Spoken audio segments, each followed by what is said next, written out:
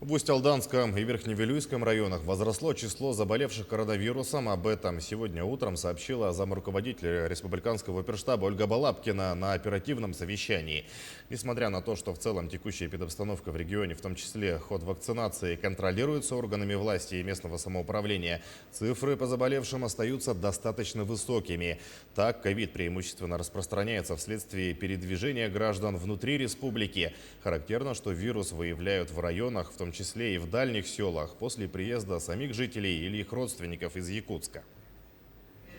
Поступите по принципу маленьких населенных пунктов Амгинского улуса, в котором приезжают, когда непосредственно с города люди, сразу приходит смс о том, чтобы они не покидали место усадьбы своих родственников. И вы прекрасно понимаете, какие группы у вас сейчас приезжают с организованных вещей. Это приехавшие с Исэх-Аланху, приехавшие с Якутска с Игордыгына, приехавшие со Скачек Головы. Примите свои внутренние решения. И самая главная история – это беременные.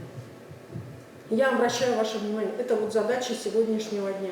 Глава республики обращает внимание ваше, что если угроза есть в маленьком населенном пункте, точно так же, как вы в прошлом году, мы просто с вами ставили там, и не запускали никого из Якутска, точно так же можете принимать решение о нахождении в самом населенном пункте, о закрытии населенного пункта только для въезда вакцинированных.